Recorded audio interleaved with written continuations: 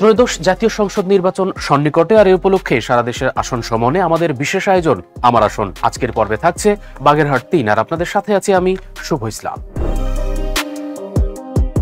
৯টি উপজেলা নিয়ে গঠিত বাগেরহাট জেলায় 4টি সংসদীয় আসন রয়েছে। ত্রয়োদশ জাতীয় সংসদ নির্বাচনে একটি আসন কমিয়ে 3টি আসন করা হয়েছে। তবে উচ্চ আদালত একটি রায়ে 4টি আসন বহাল রাখার আদেশ দিয়েছেন। বর্তমান নির্বাচন কমিশন হাইকোর্টের রায়ের বিরুদ্ধে সুপ্রিম কোর্টে আপিল করেছেন। বাগেরহাট ৩ আসনটি মোংলা ও রামপাল উপজেলা নিয়ে গঠিত। পশ্চিমে বঙ্গোপসাগর ও সুন্দরবন, পূর্বে খুলনার বটিয়াঘাটা, উত্তরে ফকিরহাট, দক্ষিণে বঙ্গোপসাগর ও সুন্দরবন, শরণখোলা ও মোরেলগঞ্জ অবস্থিত। এই আসনে মোট ভোটার 2,66,865 জন। এর মধ্যে পুরুষ ভোটারের সংখ্যা 1,32,352 এবং নারী ভোটারের সংখ্যা 1,34,509 জন। এছাড়া এই আসনে তৃতীয় লিঙ্গের ভোটার রয়েছে সর্বমোট 4 জন।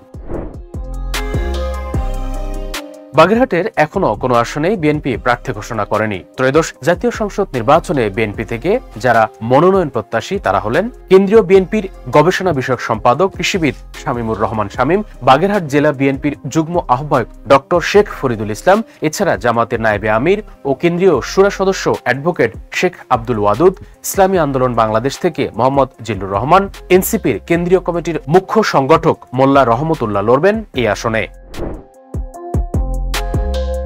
তীব্র লবণাক্ততা, সুপেয় পানির সংকট এই আসনের প্রধান সমস্যা। এছাড়া জলবায়ু পরিবর্তনের নেতিবাচক প্রভাবে বেকারত্ব বাড়ছে এই আসনে।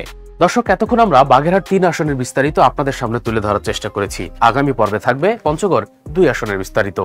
এই আসনের যে কোনো ধরনের জনদুর্ভোগ আমাদেরকে জানাতে পারেন আমাদের কমেন্ট বক্সের মাধ্যমে। বাংলা ভিশনের যে কোনো নির্বাচন কেন্দ্রিক প্রোগ্রামের মাধ্যমে আপনাদের পাঠানো কমেন্টসগুলো আমরা তুলে ধরার চেষ্টা করব দর্শকের সামনে। আগামী পর্ব দেখার আমন্ত্রণ জানিয়ে শেষ করছি। আল্লাহ হাফেজ।